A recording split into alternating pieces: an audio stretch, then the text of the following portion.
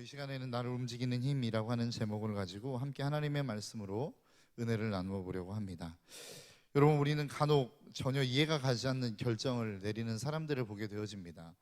저 사람이 왜 저런 결정을 내렸지? 이런 생각이 들 정도의 정말로 일반 사람들이 보면은 좀 어처구니 없는 결정, 이러한 결정을 내리는 사람들이 가끔 있다라는 것이죠. 제가 중학교 다닐 때 개그맨으로 데뷔했던 두 사람이 있었습니다. 여러분도 잘 아시겠지만 서경석과 이윤석입니다. 여러분, 그들의 학벌을 아십니까? 네, 서경석은 서울대, 그리고 이윤석은 연세대. 그러면서 그 사람들이 처음에 개그맨으로 데뷔했을 때 많은 사람들이 그들의 학벌을 보고 굉장히 깜짝 놀라 했었습니다. 도대체 저 학벌로 뭐 한다고 왜 개그맨을 하려고 하는가? 라고 하는 의문점들을 굉장히 많이 가졌었다라고 하는 것이죠. 그러면서 많은 사람들이 야, 저 정도면은 나는 개그맨 안 할 것 같은데 라고 하는 이야기들을 참 많이 했었습니다. 그런데 그렇다면 왜 그 사람들은 그 일들을 했었을까라고 하는 겁니다. 그것은 바로 가치관 때문입니다. 여러분, 가치관이 무엇일까요? 가치관을 네이버 검색창에 쳐서 검색해 봤더니 이렇게 나옵니다. 인간이 자기를 포함한 세계나 그 속의 어떠한 대상에 대하여 가지는 평가의 근본적인 태도나 관점이라고 설명하고 있습니다. 그러니까 즉, 다시 얘기하면 어떠한 가치관이라고 하는 것은 쉽게 말하면 바람직한 것, 해야 할 것, 또는 하지 말아야 될 것, 이것들에 대한 일반적인 어떠한 생각들이라는 것입니다. 더 쉽게 얘기하면 내가 무엇을 가치 있게 바라보는가, 이것을 가치관이라고 이야기합니다. 그래서 사람들은 각자의 가치관, 다른 가치관을 가지고 어떠한 일들을 결정한다라는 것이죠. 그래서 어떠한 사람에게는 전혀 일반적인 것, 전혀 아무 문제 없는 것들이 또 다른 사람에게는 문제 있는 결정인 것처럼 느껴지기도 하고, 또 어떠한 결정은 그 사람에게는 굉장히 큰 문제인데도 불구하고 다른 사람에게는 별로 문제가 되어지지 않는 일들이 생길 수 있다는 것입니다. 그것은 무엇에서부터 시작되는 것이냐? 가치관이라고 하는 것에서부터 시작되는 것입니다. 여러분, 에티오피아의 선교사님으로 나가 계신 분 중에 김태훈 선교사님이라는 분이 계십니다. 그분은 어떤 분이냐면 의사입니다. 서울대학교를 나왔고, 그 서울대학교에서 어떠한 전문의를 과정을 밟았고, 그리고 서울에 있는 아산병원에 가서 외과 전문의를 거친 분입니다. 그리고 난 다음에 그분이 어떠한 결정을 내렸냐면, 내가 에티오피아에 선교사로 가야 되겠다. 그것도 어떠한 다른 사람들의 후원을 받아서가 아니라 내 자비량으로 선교를 나가야 되겠다라고 결정해서 선교를 나갔습니다.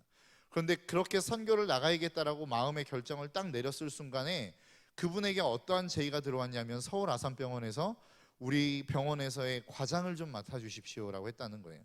그런데 그 어떠한 권위나 이러한 요청을 뿌리치고 에티오피아에 가서 선교를 하고 있습니다. 여러분, 이 이야기가 이해가 가시나요?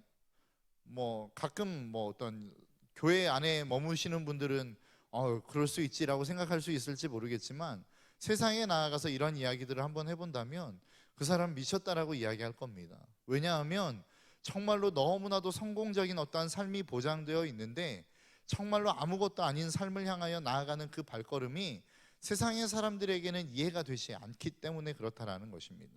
여러분, 이처럼 가치관이라고 하는 것은 그 사람이 어떠한 행동을 하느냐를 결정하는 중요한 힘이 된다라고 하는 사실입니다. 여러분들의 인생에 있어서도 마찬가지라는 것입니다. 여러분들의 삶에 있어서 여러분들이 어떠한 삶을 살아가는 데 있어서 여러분들의 행동이 그냥 나오는 것처럼, 아니면 습관적으로 나오는 것처럼 생각되어지지만, 진짜 어떠한 중요한 결정을 내리기까지는 그 결정 안에는 무엇이 그 결정을 내리게 하냐면, 여러분 안에 보이지 않는 가치관이라고 하는 것이 여러분들의 삶을 결정하게끔 만든다라고 하는 것입니다. 여러분들이 잘 알고 있는 마이크로소프트사의 빌 게이츠 역시 마찬가지입니다. 빌 게이츠는 하버드 대학교의 법학과를 다니고 있었습니다. 그런데 그의 마음 가운데 어떤 생각이 있었냐면, 모든 사람들의 어떠한 편안한 삶을 위해서 개인의 가정마다 한 사람 한 사람들이 사용할 수 있는 컴퓨터를 좀 보급하고 싶은 마음이 그에게 있었습니다. 그래서 그가 다니던 하버드 대학교의 법과대학교를 자퇴하고, 그리고 난 다음에 그가 뛰쳐나와서 설립한 회사가 바로 마이크로소프트사라는 것이죠. 많은 사람들이 처음에 그 일들, 하버드 대학교를 자퇴하고 나왔을 때 그 행동을 보고 수많은 사람들이 이해하지 못했다고 그래요. 함께 대학교를 다녔던 많은 사람들이 너 도대체 이 편안한 길, 보장되어 있는 앞길을 두고 왜 자꾸만 그렇게 모험을 하려고 하느냐라고 했었을 때에 그는 자기가 가슴 뛰게 하는 그런 일들을 하고 싶었다라고 이야기를 했다고 합니다. 여러분, 우리의 삶에 있어서 내가 어떠한 결정을 내리느냐, 이것은 내 삶에 내가 어떠한 가치관을 가지고 살아가느냐가 그것을 결정하게 되어진다라고 하는 사실입니다. 여러분, 오늘 본문에 보니까 누가 나오냐면 어떠한 한 부자 관리가 나옵니다. 그 부자 관리가 어떠한 마음속에 있는 영생에 대한 소원들이 있었던 것 같습니다. 하나님 앞에 나도 정말로 영생하고 싶다, 나도 구원받은 사람이 되고 싶다라고 하는 간절한 열망을 가지고 있었던 것 같습니다. 그래서 누구에게 나옵니까? 예수님에게 나옵니다. 예수님에게 나와서 처음 질문하는 질문이 무엇입니까? 선한 선생이여, 내가 무엇을 해야만 구원을 얻을 수 있겠습니까? 라고 하는 질문입니다. 여러분, 우리도 이 시간에 이 자리에 나오고 있는 우리의 모든 청년들과 신덕교회 우리의 모든 성도님들도 저는 마찬가지라고 생각합니다. 여러분, 무엇 때문에 이 자리에 나와 계십니까? 수많은 기도의 제목들이 있고 많은 여러분들의 마음에 그리고 삶에 하나님을 향한 간구의 제목들이 있겠지만 가장 기본이 있다고 한다면 그것은 구원 아니겠습니까? 우리가 구원받기 위해서 지금 이 자리에 나와 있고 그 구원을 갈망하기 때문에 지금 우리는 이 자리에 나와서 하나님을 예배하고 있는 것이라는 겁니다. 그런데 그 질문을 듣고 주님이 무엇이라고 말씀하고 있냐면 계명을 지켜라 라고 말씀하고 있습니다. 오늘 본문의 20절에 보니까 이렇게 이야기합니다. 내가 계명을 안 하니 간음하지 말라, 살인하지 말라, 도둑질하지 말라, 거짓 증언하지 말라, 내 부모를 공경하라 하였느니라. 주님이 하신 명령이 무엇이었어요? 너 구원받고 싶니? 그러면 너 알고 있는 계명들 있지? 그 계명 잘 지키면 돼 라고 말씀하셨다는 거예요. 그런데 여러분, 한번 생각해 보십시오. 우리는 보통 구원했을 때 그 구원을 무엇으로 받는다라고 알고 있습니까? 믿음으로 받는다라고 알고 있죠. 그러면 제가 무엇을 해야 구원을 받을 수 있습니까? 라고 물어봤을 때 너는 나를 믿으면 돼 라고 주님이 말씀하시면 되는 거 아닙니까? 이게 첫 번째 아니에요? 그런데 주님이 지금 무엇이라고 말씀하고 있습니까? 계명을 지켜라 라고 이야기하면서 1번부터 4번째의 계명, 하나님과의 관계되어진 계명을 이야기하는 것이 아니라 사람과 사람과의 관계에 있어서 지켜야 될 계명을 주님이 말씀하고 있다라는 것입니다. 20절에 보니까 간음하지 말라, 살인하지 말라, 도둑질하지 말라, 거짓 증언하지 말라, 내 부모를 공경하라 하였느니라. 주님이 처음 말씀하신 게 무엇이냐면 사람들 관계에서 지켜야 될 계명을 말씀하고 있다라는 거예요. 우리는 보통 구원하면 누구를 생각합니까? 하나님을 생각하고 하나님과 나와의 관계에 있어서 내가 어떠한 믿음을 가지고 있느냐, 이것을 우리는 점검한다라는 거예요. 그런데 주님이 그 관리에게, 부자 관리에게 점검시키셨던 것은 무엇이었냐면 너 사람들과의 관계에서 어떤 관계를 맺고 있니? 라고 하는 것을 물어보셨다라는 겁니다. 왜 이렇게 물어보셨을까라고 하는 거예요. 이게 성경의 말씀과 다른 말씀을 하고 있는 것입니까? 그렇지 않다라는 것입니다. 주님이 많은 사람들에게 이야기하기를 야, 너는 눈에 보이는 네 부모를 공경하지 않으면서 어떻게 눈에 보이지 않는 하나님을 공경할 수 있니? 라고 주님이 말씀하는 장면도 있지 않습니까? 그 이야기는 뭐예요? 우리가 주님을 공경하고 주님을 예배하고 주님을 우리가 믿습니다 라고 이야기할 때에는 그 믿음이 무엇을 통해서 드러난다라는 거예요. 사람들을 어떻게 내가 대하고 있느냐, 그들을 어떻게 섬기고 있느냐, 내가 그들과 어떤 관계를 맺고 있느냐를 통해서 일단 먼저 그들의 믿음이 드러난다라는 것입니다. 내가 주님을 믿는다라고 이야기하면서 다른 사람을 괄시하는 삶을 살아가는 것, 다른 사람을 짓밟는 삶을 살아가는 것, 여전히 거짓말하고 도둑질하고 부모님을 공경하지 않는 그 삶을 살아가는 삶, 그 인생은 주님이 구원받지 못했다라는 것입니다. 여러분, 구원 받으셨습니까? 그렇다고 한다면 여러분들의 삶을 점검해 보십시오. 내가 내 주변에 있는 사람들과 어떤 관계를 맺어가고 있는가? 나는 그들과 정말로 친밀한 관계, 사랑의 관계, 그들을 세우고 베풀어주는 관계를 맺고 있는가? 나는 주님을 믿는다라고 이야기하면서 기본적인 예의조차 지키지 않고 있는 삶을 살아가고 있는가? 여러분, 내가 예수님을 믿는다라고 이야기하면서 세상 사람들과의 관계 속에, 아니면 내가 아는 사람들과의 관계 속에서 기본적인 관계조차 지키지 않고 있는 사람이라고 한다면 저는 그렇게 생각합니다. 그 사람은 구원받지 못했을 가능성이 높습니다. 무조건 구원받지 못했다라는 이야기는 저는 하지 않고 싶습니다. 왜냐하면 제가 구원을 주관하는 사람이 아니기 때문에. 그러나 성경에서는 오늘 본문도 분명하게 말씀하고 있습니다. 우리가 보이는 사람들에게 맺는 그 관계 속에서도 제대로 관계를 맺지 못하고 있다면 하나님과의 관계는 이미 틀어졌을 가능성이 훨씬 더 높다라는 것입니다. 내가 하나님과의 관계를 잘 맺고 있다라고 하는 그 증거를 무엇을 통해서 드러낼 수 있느냐? 내가 보이는 사람과 만나는 그러한 관계를 통해서 나는 하나님과의 올바른 관계를 우리의 삶 가운데 증명해 보일 수 있다라는 것입니다. 내가 제 아무리 하나님과의 관계를 잘 맺고 있다 할지라도 내가 가지고 있는 어떠한 사람과의 관계, 내가 어떠한 주변에 있는 사람과의 관계를 잘 맺지 못하고 있는 우리의 모습이라고 한다면 우리는 구원받지 못했을 가능성이 높다라고 하는 것이죠. 그래서 제가 가장 두려워하는 사람이 누구일까요? 저희 아내와 저희 아이들입니다. 저는 그래서 가정에서의 어떠한 삶을 보면 저희 아내가 가끔 그런 이야기를 저에게 할 때가 있습니다. 당신은 모든 사람에게 다 친절한데 가족에게만큼은 그렇지 않은 것 같아. 이러한 이야기를 들을 때마다 저는 정말로 마음이 뜨끔뜨끔합니다. 내가 구원받은 사람이 맞나? 다시 한번 구원을 점검해보고 와야 되겠다. 뭐 이런 생각들이 듭니다. 그리고 막 그 입을 막 이렇게 막고 싶습니다. 막 이야기할 때마다 무엇인가 막 이렇게 과자를 집어넣어서라도 아니면 좋아하는 음식을 집어넣어서라도 그 말을 좀 못하게 하고 싶은 마음이 제 안에는 있습니다. 그게 무슨 이야기입니까? 정말로 우리의 삶은 내가 함께 살아가는 사람들과의 관계를 통해서 하나님과의 믿음을 우리는 증명해 보이는 것이라는 겁니다. 그래서 내 가장 가까운 사람에게 인정받지 못하는 사람, 내 가족과 내 형제와 아니면 내 주변의 사람들에게 인정받지 못한 그러한 사람들, 그 사람들은 믿음 안에서도 인정받지 못할 가능성이 높다라는 것이죠. 여러분, 먼저 여러분들의 주변에 있는 사람들과의 관계를 잘 점검해 보셨으면 좋겠어요. 나는 어떠한 관계를 맺고 있는가? 나는 예수님을 믿는다라고 그렇게 뜨겁게 열정적으로 찬양하며 하나님을 높이며 나아가는 나의 삶인 것처럼 보여지지만 여전히 나의 삶에서는 사기치고 거짓말하고 그리고 많은 사람들을 미워하고 부모님을 공경하지 않는 그러한 모습이라고 한다면 우리는 우리의 삶에 있어서의 우리의 신앙, 우리의 믿음을 다시 한번 점검해 볼 수 있어야 된다는 것입니다. 그리고 난 다음에 주님이 그렇게 내가 이 모든 것들을 다 지켰습니다 라고 이야기한 그 부자 관리에게 무엇이라고 말씀하고 있습니까? 네가 오히려 부족한 것이 하나 더 있다라는 것입니다. 22절의 말씀에 보니까 22절에 예수께서 이 말을 들으시고 이르시되 내가 아직도 한 가지 부족한 것이 있으니 내게 있는 것을 팔아 가난한 자들에게 나누어 주라. 그리하면 하늘에서 내게 보화가 있으리라. 그리고 와서 나를 따르라 하시니. 주님이 명령이 무엇이었어요? 너 그 계명 다 지켰니? 그래, 사람들과의 관계 잘 지켰다고 알겠어. 그러면 이제 내 내면의 모습으로 한번 들어가 보자라는 거예요. 네가 진짜 나를 따르기를 원하고 진짜 영생에 관심이 있는지 아니면 영생보다 더 관심이 있는 것이 있는지 한번 점검해 보자. 그러면서 질문한 질문이 무엇이었냐면 네가 가지고 있는 그 재물들을 다 팔으라는 겁니다. 그리고 그것을 가난한 사람들에게 다 나누어 주라는 것입니다. 그리고 너는 나를 쫓아라 라고 말씀하고 있는 거예요. 그런데 그 말을 들은 그 청년이 어떠한 반응을 보입니까? 23절에 그 사람이 큰 부자이므로 이 말씀을 듣고 심히 근심하더라.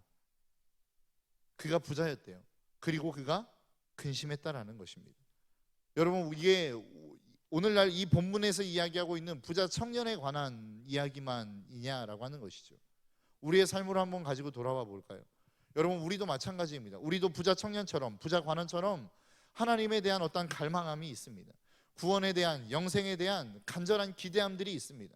하나님이 우리의 삶 가운데 간섭하셔서 우리에게 정말로 기쁨의 삶을 살아가고 평안한 삶을 살아가고 행복한 삶을 살아가기를 소원하는 그 소망들이 우리의 마음 가운데 있다라는 거예요. 그런데 그 마음보다 더 큰 마음이 있을 수 있지 않느냐라고 하는 겁니다. 부자 청년에게도 분명하게 그런 마음이 있었습니다. 영생에 대한 갈망이 있었고 하나님과 함께 교제하고 하나님과 함께 동행하고자 하는 간절한 소망이 있었다는 거예요. 그런데 그것보다 더 큰 마음이 있었는데 그게 무엇이었냐면 물질에 관한 마음이었다는 것입니다. 여러분, 이게 무엇이냐면 바로 가치관이라는 것입니다.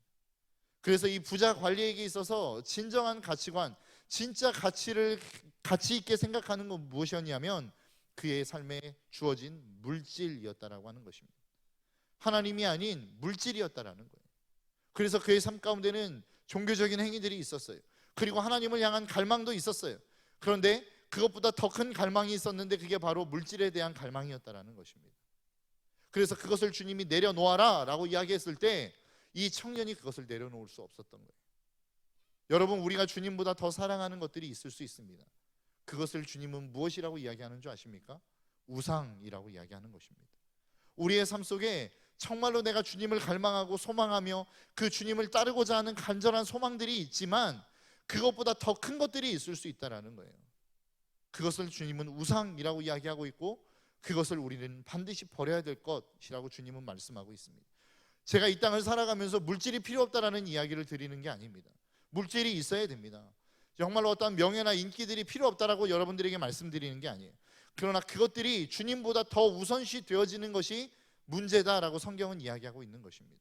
주님도 분명하게 어떠한 물질에 대한 것들, 인간이 얼마나 물질을 필요로 하는지, 먹을 것들을 필요로 하는지 주님은 다 우리에게 말씀하고 있다라는 거예요. 그런데 늘 주님이 말씀하는 문제점은 무엇이었느냐? 그것이 주님보다 앞서기 시작할 때에 그것이 우상이 되어지기 시작하며 그것이 문제가 되어질 수 있다라고 주님은 우리에게 말씀하고 있다라는 것이죠. 여러분, 여러분들의 삶 속에 주님보다 더 간절히 기대하고 소망하는 것들이 있으십니까? 그것을 주님은 우상이라고 말씀하고 있습니다. 그리고 그것을 반드시 주님이 다 부서뜨릴 것이라고 말씀하고 있습니다. 여러분들이 그 손에서 놓지 않으면, 여러분들이 그 우상들을 여러분들의 손에서 내려놓지 않으면 하나님은 그것들을 다 깨뜨려 버릴 것이라고 말씀하고 있다는 것이죠. 그래서 우리는 우리의 삶 속에 있는 우상들을 제거할 수 있어야 된다는 것입니다. 그런데 여러분, 이게 쉽습니까? 하나님이 그것을 우리의 삶에서 거두어 가시기 이전까지는 우리는 그것을 내어버리기가 참 쉽지 않더라는 것이죠.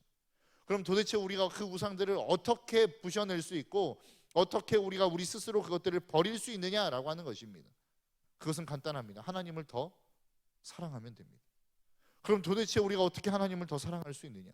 눈에 보이지 않는 하나님을 우리가 어떻게 더 사랑할 수 있는가라고 하는 것입니다. 여러분, 하나님을 사랑하십니까? 아멘이라고 이야기하는 분들, 그러면 진짜 여러분들이 그 하나님을 위해서 여러분들의 목숨을 내어드리시, 죄송합니다. 자꾸 말이 꼬이기 시작하는데, 우리가 정말로 그 하나님을 위해서 우리의 모든 것들을 다 내어버리실 수 있습니까? 여러분들의 목숨을 내어 던지실 수 있습니까? 그거는 쉽지 않으시죠. 왜 그렇습니까? 내가 주님보다 더 사랑하는 게 있기 때문에 그렇습니다. 그것이 나의 목숨이 되었든 재물이 되었든 명예가 되었든 자존심이 되었든 그 무엇인가 내가 주님보다 더 사랑하는 것이 있기 때문이라는 것이죠. 그런데 우리가 그러면 어떻게 내가 지금 나보다 내가 더 사랑하는 것보다 주님을 더 사랑할 수 있게 되어질 수 있는가라고 하는 것입니다. 그것은 주님과 함께 교제하는 시간, 주님이 우리에게 주시는 그것들을 더 많이 맛보면, 다른 말로 이야기하면 그 주님을 경험하기 시작하면 우리는 그 주님을 더 사랑할 수 있게 된다는 것입니다. 여러분, 저희 아이들이 어렸을 때에, 저희 아이들은 아니고 저희 조카들입니다. 그러니까 저희 큰이모네 집에 가면 조카가 한 거의 10명 가까이 됩니다. 그러니까 뭐 한 32평 되는 집에 막 그 어린 아이들이 막 뛰어다니면 정신이 없습니다. 발을 걸어서 이렇게 막 넘어뜨리고 싶고 막 이렇게 막 머리를 때려서 기절시키고 싶은 마음이 막 마음에 들 정도로 막 그러한 마음이 막 생길 정도로 막 정신이 없는 그러한 상황들을 보냅니다. 그런데 한 번은 그 아이들, 막 정말로 어릴 때 아이들이 싸움에 한번 붙은 적이 있어요. 무슨 싸움이었냐면 병뚜껑 때문에 싸웠습니다. 음식점을 가서 이렇게 콜라를 시키고 사이다를 시키면 병에 뚜껑이 나오지 않습니까? 그 뚜껑을 누가 더 많이 모았느냐, 이걸 가지고 싸우기 시작하는 거예요. 내 건데 형이 가져갔다, 원래 내 거였는데 동생이 자꾸 가져가려고 한다, 막 이러면서 싸우기 시작합니다. 여러분, 이러한 싸움을 보면 진짜 속이 터집니다. 왜 그런지 아십니까? 정말로 가치 없는 것들에 대해서 싸우는 그 싸움들을 보면서 저게 뭐라고, 음료수 한 박스 사다가 막 이렇게 병을 까가지고 막 다 주고 싶은 마음이 들 정도로 막 어이없는 생각이 듭니다. 그런데 아이들은 그걸 가지고 싸웁니다. 여러분, 이게 이해가 되십니까? 이해가 안 되시죠? 그런데 그 아이들이 자라서 더 이상 그 아이들이 초등학교만 들어가도 그걸 가지고 싸우지 않습니다. 왠지 아십니까? 그것이 별 볼 일 없다는 걸 알기 때문에 그렇습니다. 저희 아이들이 정말로 어렸을 때 사탕을 주고, 많은 뭐 어른들이 이렇게 돈을 주지 않습니까? 이렇게 용돈을 이렇게 주는 경우들이 있습니다. 뭐 이렇게 친척집에 가든지 그러면 뭐 고모가 됐든 이모가 됐든 용돈을 줍니다. 그러면 그 용돈을 뺏는 가장 쉬운 방법이 있습니다. 뭔지 아십니까? 사탕 하나 주는 겁니다. 은세야, 은우야, 이 사탕 하나 줄 테니까 그 돈 아빠 줘. 그러면 바로 줍니다. 뭐 1초 생각도 하지 않아요. 그냥 줍니다. 그런데 이 아이들이 크기 시작합니다. 커서 돈에 대한 맛을 알기 시작하면 사탕과 바꾸지 않습니다. 왠지 아십니까? 그 10,000원 하나 가지고 이 사탕을 얼마나 많이 살 수 있는지를 알기 때문에 그렇습니다. 여러분, 인생이 그런 것입니다. 내가 어떠한 좋은 것들을 맛보지 못하면 별로 좋지 않은 것에 목숨을 겁니다. 그리고 그것을 가지려고 몸부림을 칩니다. 싸우고 막 욕하고 막 이렇게 막 힘을 써서라도 그것을 뺏고 싶어 합니다. 그런데 그것보다 더 좋은 것이 생기면 내가 그토록 가지려고 했던 그 무엇인가를 그냥 바닥에 내려놓더라는 것이죠.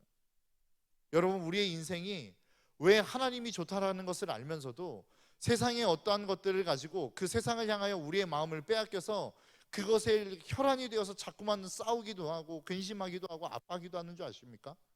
하늘의 더 좋은 것들을 경험해 보지 않았기 때문에 그렇습니다. 여러분, 인간이라고 하는 존재는 어떠한 좋은 것을 경험하면 그 좋은 것보다 못한 것을 향하여 그 환경이 좋아지지 아니하면, 더 못해지면 그 삶을 견뎌야 할 수 없어요. 그것이 무엇인 줄 아십니까? 사람은 한번 좋은 것을 맛보면 그 좋은 것을 유지하고자 하는 열망이, 갈망이 있다라는 것입니다. 우리가 왜 하나님을 사랑하지 못하느냐? 하나님을 사랑하는 그것들, 하나님이 우리에게 주시는 가장 좋은 것들을 우리가 맛보지 못했을 가능성이 높다라는 것입니다. 여러분, 호텔에서 자는 사람들은 거지들을 이해하지 못합니다. 왜 그렇게 노숙하는 사람들의 마음을 이해하지 못한다는 거예요. 왠 줄 아십니까? 더 좋은 집이 있는데 왜 굳이 그곳에서 자려고 하는지. 그것이 우리의 삶이라는 것입니다.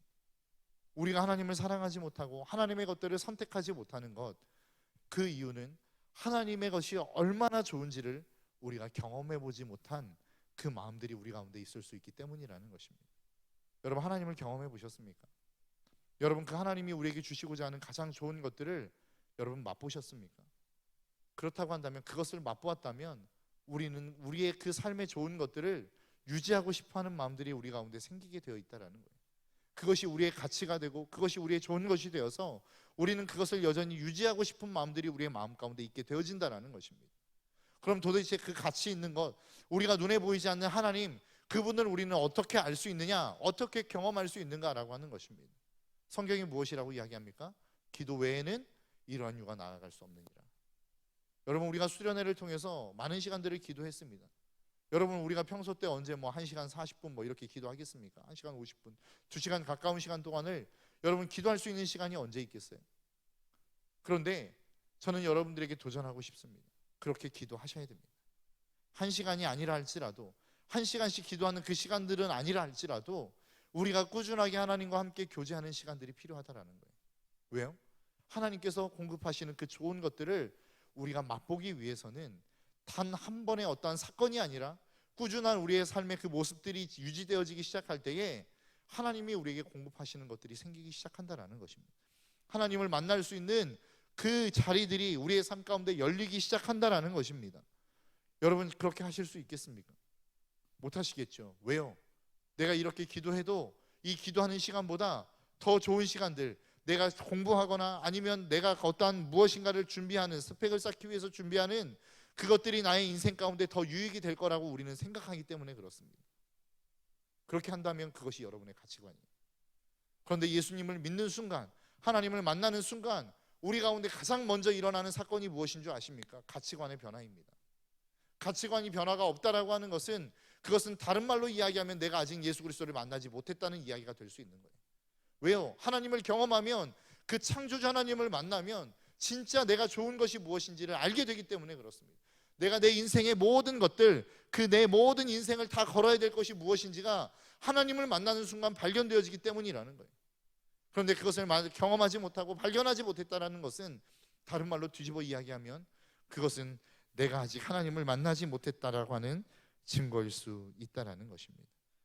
그렇게 하나님이 그 부자 관리에게 말씀하시고 난 다음에 그 다음에 무엇을 이야기하고 계시냐면 24절부터 예수께서 그를 보시고 이르시되 재물이 있는 자는 하나님의 나라에 들어가기가 얼마나 어려운지 낙타가 바늘귀로 들어가는 것이 부자가 하나님의 나라에 들어가는 것보다 쉬우니라 하시니.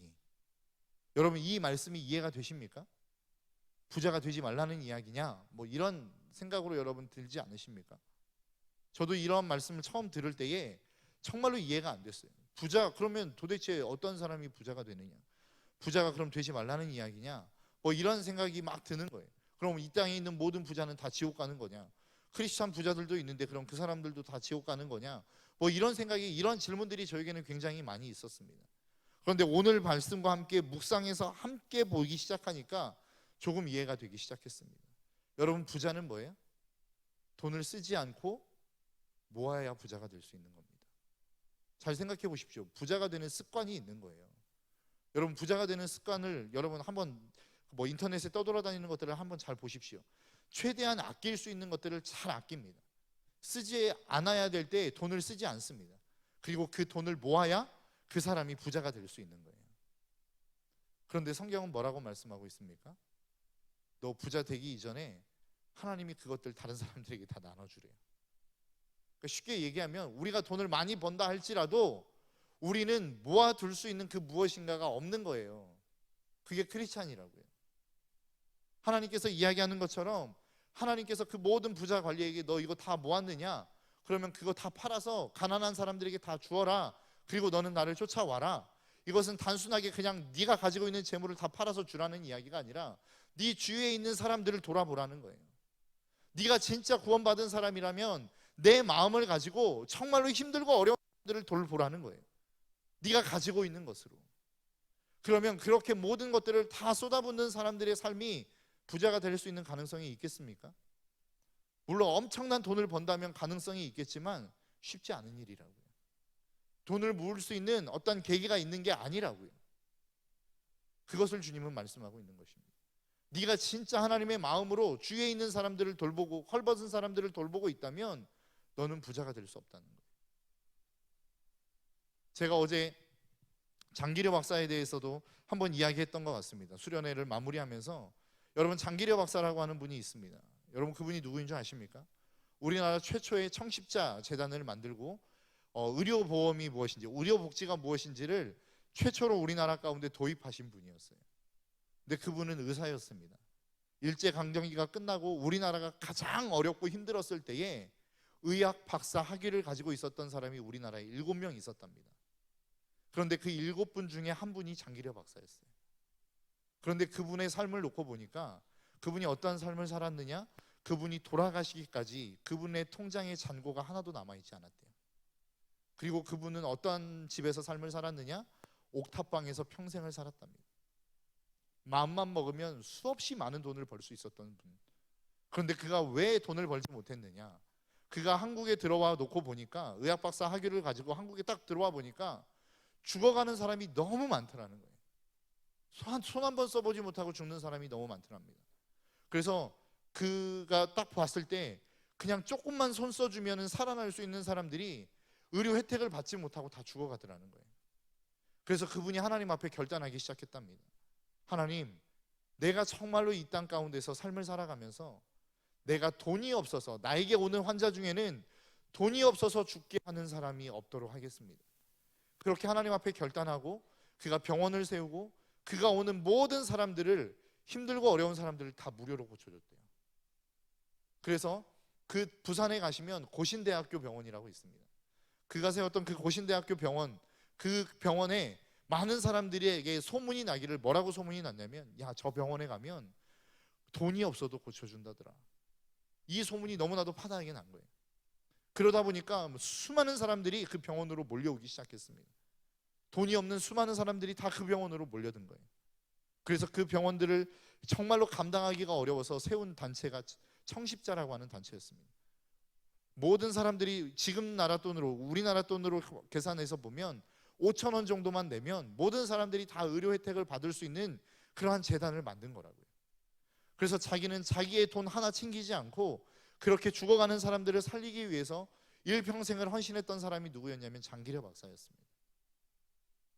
여러분, 이 이야기를 들으면서 진정한 그리스도인의 삶이 어떠한 삶인지를 저는 보게 되었습니다. 정말로 내가 어떠한 무엇인가 잘 살기 위해서 내 재산을 불려내고 내가 어떠한 무엇인가를 쌓아가기 위하여 몸부림치는 인생이 아니라 정말로 그리스도인의 삶은 다른 사람을 살리고 다른 사람을 세우는 삶이 그리스도인의 삶이다라고 하는 것입니다. 세상의 사람들, 많은 부모님들이 특히 그런 말씀 많이 하시죠. 여러분들 공부시키기 위해서 너 공부해서 남 주냐? 다 네 거야 라고 이야기하시죠. 그러나 저는 그렇게 생각하지 않습니다. 크리스찬은 어떤 사람입니까? 공부해서 남 주는 사람입니다. 여러분들이 믿음 안에서 복을 받았다라고 이야기하죠. 그런데 여러분, 그 복은 결국 누가 혜택을 봐야 되느냐? 저는 여러분 주위의 사람들이 혜택을 봐야 된다고 생각합니다. 그게 저는 그리스도인의 삶이라고 생각합니다. 여러분, 오늘 본문에서 이야기하고 있는 그 복음, 나를 움직이는 힘, 그것은 결국 무엇에서부터 나오느냐? 가치관이라고 하는 것에서부터 나오는 것입니다. 내가 무엇을 가치 있게 여기느냐? 우리는 그것을 움켜쥐고 살아갈 수밖에 없습니다. 그런데 그것을 움켜쥐기 위해서는 반드시 필요한 것이 있는데, 다른 것들을 내려놓을 수 있는 삶을 살아야 됩니다. 여러분, 두 가지를 함께 할 수 있을 것 같습니까? 불가능합니다. 내가 하나님을 잘 섬기면서 세상의 어떤 명예와 인기와 부유함들을 함께 누릴 수 있을 거라고 여러분 생각하십니까? 하나님이 그렇게 놔두시지 않으실 겁니다. 여러분들이 많은 것들을 모으면 하나님이 반드시 여러분들에게 찾아오셔서 말씀하실 거예요. 너 그거 네 거 아니다. 너 그거 다른 사람 주라고 내가 너에게 준 거야 라고 하는 말씀 하나님이 분명히 하실 거라고. 제가 경험해본 바로는 그렇습니다. 여러분, 믿음이라고 하는 것, 복음이라고 하는 것, 그것은 나 한 사람 잘 먹고 잘 살게 하기 위해서 하나님이 우리에게 복을 쏟아붓지 않으신다라는 거예요. 하나님은 우리를 통해서 분명하게 또 다른 누군가를 살려내기를 원하시는 하나님의 마음이 있다라는 것입니다. 그러기 위해서는 우리는 우리의 삶을 헌신해야 되고 우리가 가진 것들을 나눌 수 있어야 됩니다. 그런데 이 나눔은 어디에서부터 시작되어지느냐? 내 삶의 가치관이 변화되어지지 않으면 절대 나눌 수 없는 거예요. 내가 돈이 중요하다고 생각하고 그 돈을 모으는 사람에게 너 그거 다른 사람에게 나눠줘 라고 이야기하면 그것을 나눌 수 있습니까? 절대 없습니다. 결코 불가능한 일입니다. 그래서 하나님은 하나님을 믿는 사람에게 오셔서 가장 먼저 작업하는 영역이 어딘 줄 아십니까? 우리의 가치관의 영역입니다. 우리의 마음의 영역이라고. 그래서 제가 여러분들에게 이 시간 이곳에서 다시 한번 도전하기를 소원하는 것은 진정한 여러분들의 가치관이 거듭나기를 주님의 이름으로 축복합니다. 여러분, 한번 생각해 보십시오. 나는 정말로 무엇을 가치 있게 여기고 살아가는가? 내가 무엇을 위해서 나는 나의 물질과 나의 시간을 사용하고 있는가? 거의 정확할 것입니다. 여러분들이 쓰는 물질의 양과 여러분들이 정말로 귀중하게 여기는 그것이 거의 일치할 거예요. 여러분들의 건강을 위해서 여러분들의 물질을 가장 많이 투자하고 있다면 여러분들의 가치관은 건강입니다. 여러분들의 성공을 위해서 여러분들의 물질과 시간을 가장 많이 투자하고 있다면 여러분들의 가치관은 성공에 있습니다. 여러분, 우리의 가치관이 무엇인지 한번 점검해 보셨으면 좋겠어요. 나는 무엇에 나의 시간과 나의 물질을 가장 많이 투자하고 있는가? 그리고 그 시간과 물질이 가장 많이 투자되어지는 그곳이 저는 주님이 되었으면 좋겠습니다. 그래야만 우리가 이 땅 가운데 하나님의 나라를 이루어갈 수 있고 하나님의 역사를 만들어갈 수 있는 축복의 사람들이 되는 것입니다. 가치관이 변화되지 않고 성경의 말씀을 따라 살려고 하면 우리에게 그것은 고통이 될 수밖에 없어요. 그러나 하나님의 말씀대로 우리의 삶의 가치관이 변화되어지면 내가 그것을 가치 있게 여기기 때문에 하나님의 말씀을 지켜가기가 훨씬 더 수월한 것입니다. 하나님이 나에게 들려졌을 때에 그 말씀을 지키고 듣는 것이 불편하고 어렵고 고통스럽다면 여러분들의 삶에 있어서의 가치관은 아직 변화되어지지 않은 것입니다. 그러나 내가 그 말씀대로 순종하며 살아가는 그 삶이 행복하고 즐겁고 감사하다면 여러분들의 삶의 가치관은 말씀에 의해서 점차 변화되어져 가고 있다는 것이죠. 여러분, 오늘 이 예배를 드리는 우리의 청년들과 또 우리 함께하는 우리의 모든 신덕교회 성도님들의 마음속에 그러한 가치관의 변화가 있기를 주님의 이름으로 축복합니다. 이 시간 우리 함께 좀 기도하며 나아갔으면 좋겠습니다.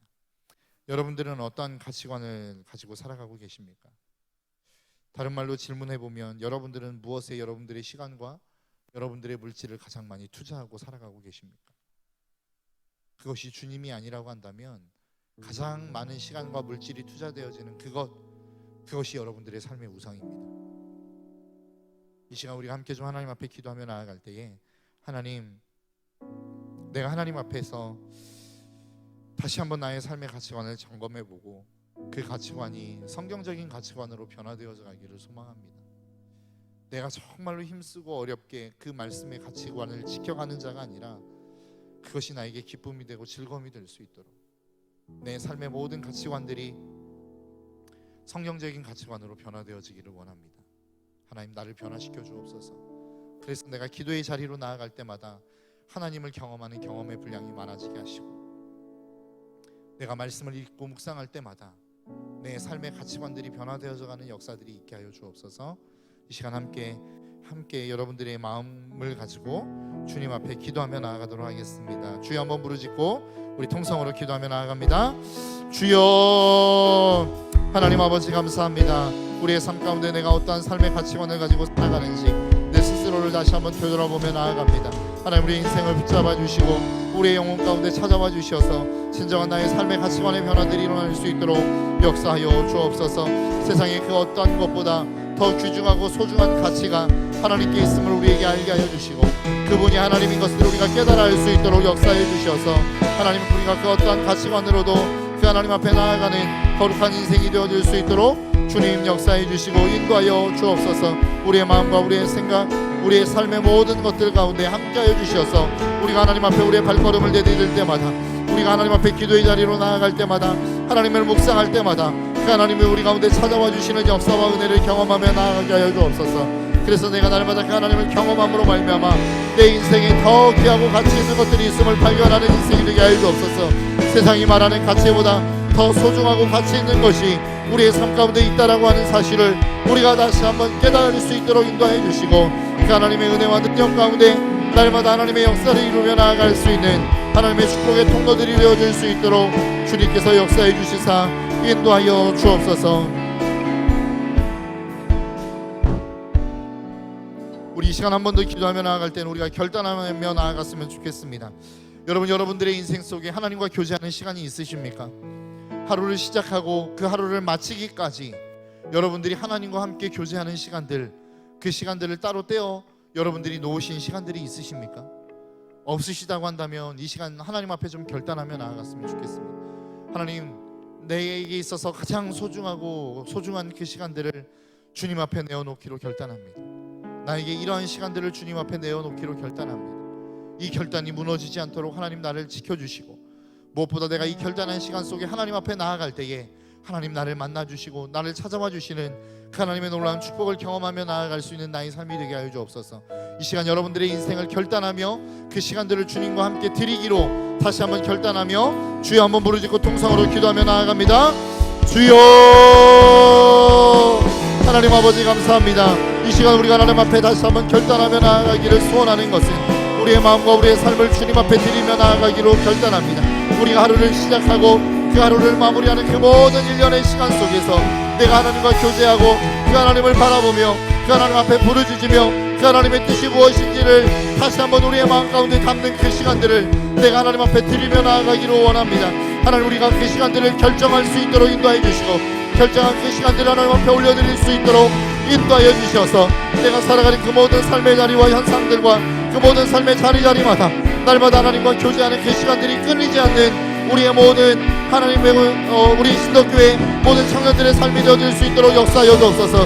하나님, 우리의 모든 성도들의 삶이 되게 도와주시고 우리의 청년들의 삶이 될 수 있도록 인도해 주셔서 저들이 삶을 살아가는 그 모든 삶의 자리마다 하나님과 교제하며 하나님과 동행하며 그 하나님의 음성을 들으며 하나님이 우리에게 말씀하시는 그 길들을 향하여 나아가는 우리 모든 신덕교회 청년들과 우리 모든 신덕교회 우리 모든 성도님들 되어줄 수 있도록 하나님께서 역사하여 주옵소서.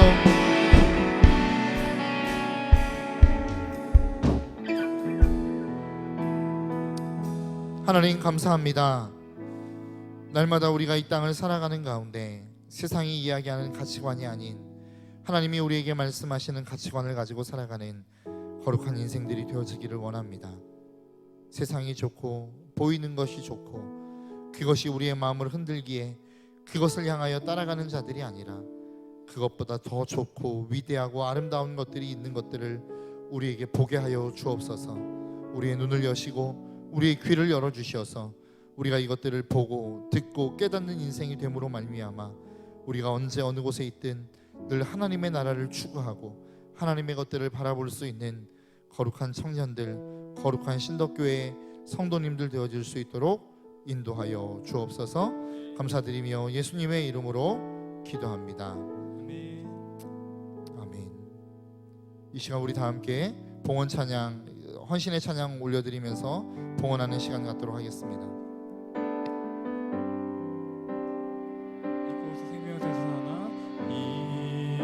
곳에 생명샘 솟아나 눈물 곧장 지나갈 때에 머잖아 열매 맺히고 웃음소리 넘쳐나리라. 꽃들도 구름도 바람도 넓은 바다도 찬양하라 찬양하라 예수를. 하늘을 울리며 노래해 나의 영혼아 은혜의 주 은혜의 주 은혜의 주. 꽃들도 구름도 바람도 넓은 바다도 찬양하라 찬양하라 예수를. 하늘을 울리며 노래해 나의 영혼아 은혜의 주 은혜의 주 은혜의 주. 하나님, 우리가 예배할 수 있도록 우리를 예배자로 불러주시니 감사합니다. 우리의 마음과 우리의 생각도 하나님을 예배하는 예배자들이 되게 하여 주시고 날마다 우리가 그 하나님을 예배하는 예배를 끊지 않는 거룩한 하나님의 백성들이 될 수 있도록 인도하여 주옵소서. 예배의 자리로 나오며 빈손으로 나오지 않고 예물을 가지고 나아갑니다. 이 예물이 쓰이는 곳마다 하나님의 나라가 확장되어지는 역사가 있게 하여 주시고 이 예물을 통하여 수많은 영혼들이 살아나는 축복의 통로가 되어질 수 있도록 인도하여 주옵소서.